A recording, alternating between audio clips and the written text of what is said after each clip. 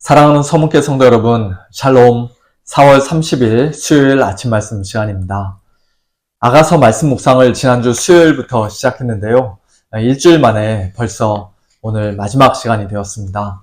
오늘 본문인 8장 5절부터 14절까지의 말씀도 지난주 수요일처럼 각 구절을 누가 말한 것인지 물론 100% 정확하지 않을 수도 있습니다만 그래도 어느 정도 도움이 되실 것이라 생각되기에 화면에 표시해 드리도록 하겠습니다.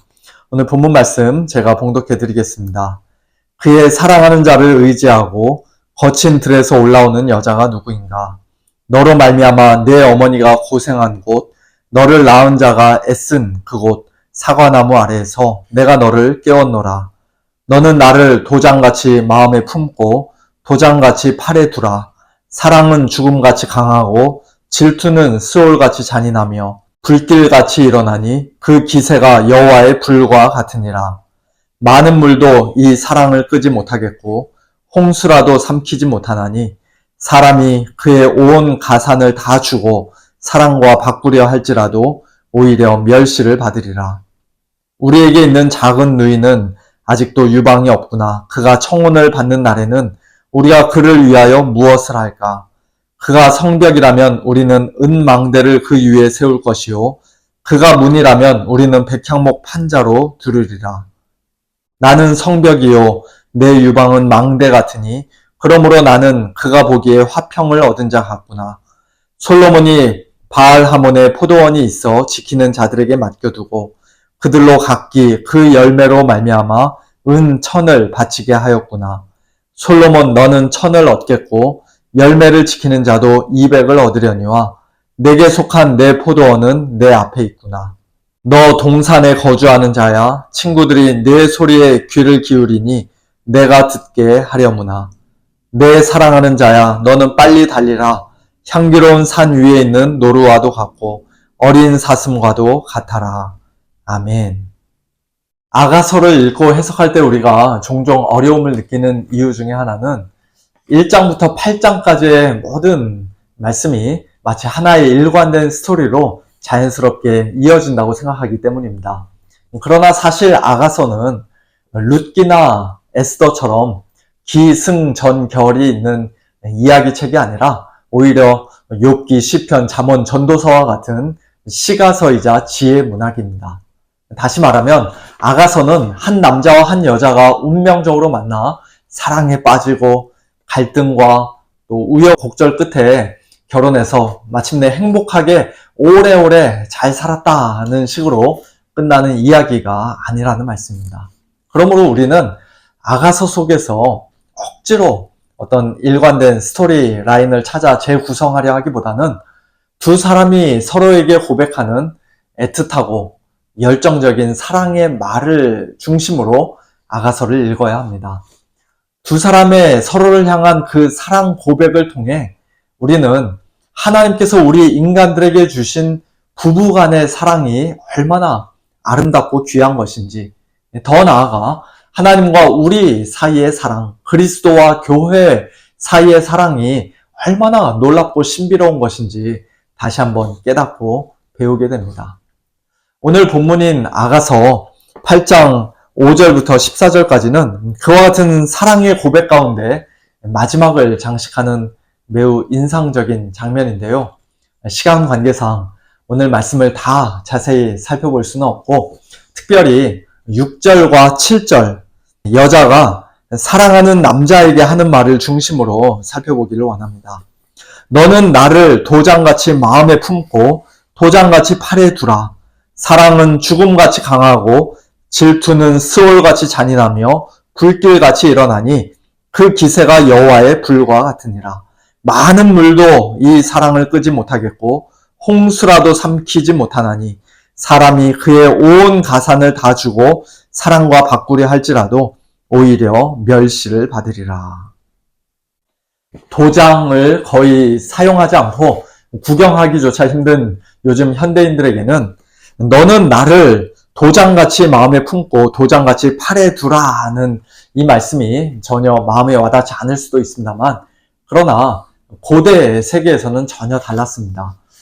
도장 또는 인장은 사람이 늘 가지고 다니는 가장 소중한 소유물 중에 하나로서 어떤 중요한 문서에 서명하거나 귀중한 물건의 소유권을 표시할 때 주로 사용되었습니다.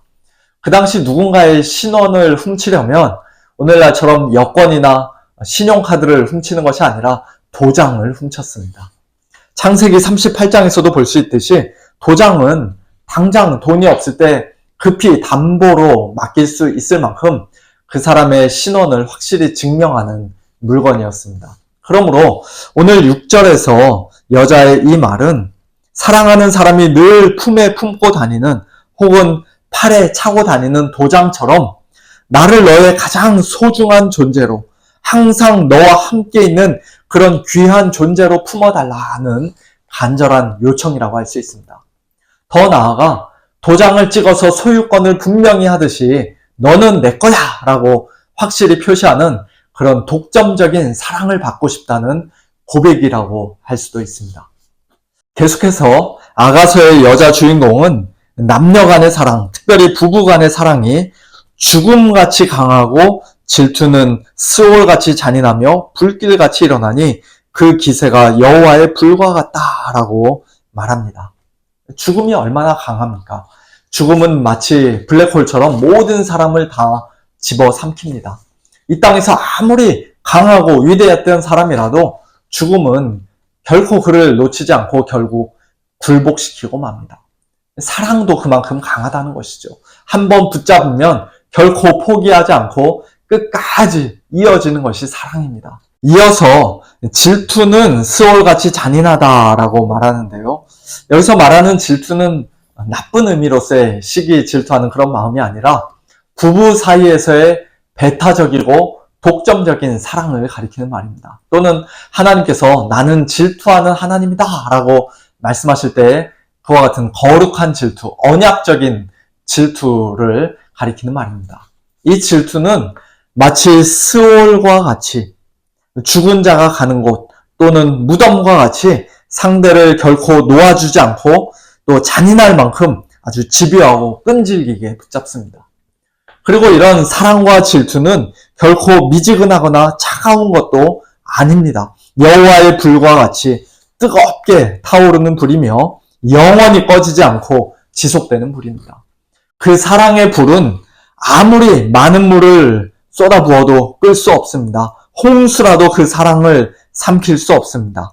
너무나 귀하고 값진 사랑이기에 사람이 자기의 온 재산을 다 주고도 이 사랑을 살 수 없습니다. 오히려 그렇게 사랑을 돈으로 바꾸려는 사람은 멸시를 받고 수치를 당하게 됩니다. 이것이 아가서가 우리에게 보여주는 사랑입니다. 오늘 우리에게도 특별히 부부 사이에 과연 이와 같은 사랑이 있는지 우리 자신의 모습을 먼저 돌아보기를 원합니다.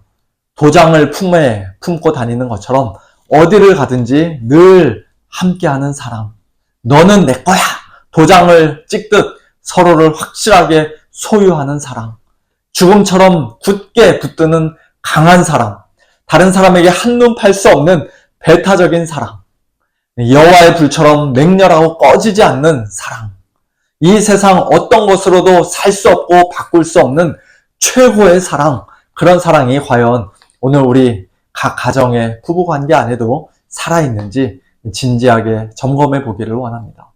혹시 언제부터인가 부부 사이의 사랑이 차갑고 냉랭하게 식어버렸다면 뜨거운 사랑 대신 그저 익숙한 습관이나 부담스러운 의무만 남아있는 관계가 되었다면 우리는 이 시간 하나님 앞에 회개하며 온전한 사랑을 회복시켜 달라고 기도해야 할 것입니다.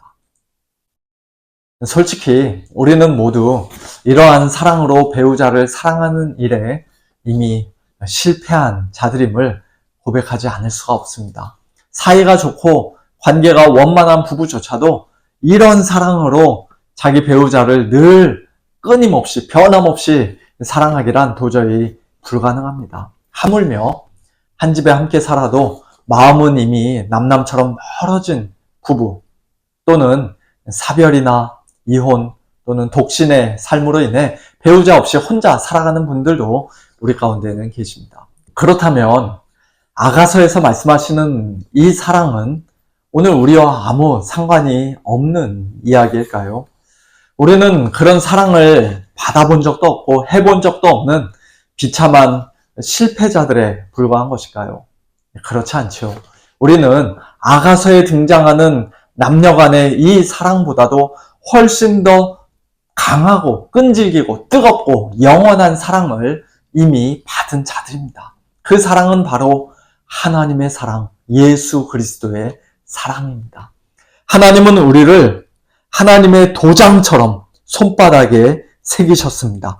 예수님의 손과 발에 난 못자국이 바로 우리를 향한 하나님의 사랑의 도장입니다. 하나님은 우리를 결코 잊지 않으십니다. 하나님의 사랑은 죽음같이 강한 정도가 아니라 죽음을 이긴 사랑입니다. 하나님께서는 우리를 위해 십자가에서 죽으신 예수님을 사흘 만에 다시 살리셨고 그 부활을 통해 영원한 생명과 부활의 소망, 천국의 영광을 우리에게 선물로 주셨습니다. 우리는 하나님을 버리고 온갖 우상 숭배와 죄악 가운데 간음하며 살았던 자들이었지만 그런 우리를 용서해 주시고 구원해 주시기 위해 하나님께서는 원래 우리가 받아야 마땅했던 그 잔인한 질투의 불을 영원히 꺼지지 않는 맹렬한 심판의 불을 예수님께 대신 쏟아 부으셨습니다. 그래서 이제 우리는 물이 우리를 침몰시키지 못하고 불이 우리를 사르지도 못하는 또 악한 자가 우리를 만지지도 못하는 그런 복된 성도가 되었습니다. 누구든지 예수 그리스도를 믿고 하나님의 사랑스러운 자녀가 된 사람은 이 세상 그 무엇도 그 어느 누구도 우리를 우리 주 그리스도 예수 안에 있는 하나님의 사랑에서 끊을 수 없다라고 로마서 8장에서의 사도 바울과 같이 분명한 확신을 가지고 큰 소리로 외칠 수 있습니다. 그러므로 사랑하는 성도 여러분, 우리가 정말로 이 놀라운 사랑을 받은 자들이요, 그 사랑 안에 지금 거하고 있는 자들이라면 우리는 이제 그 사랑으로 하나님 아버지를 또 우리의 신랑 되신 예수님을 더욱더 뜨겁게 사랑해야 할 것입니다.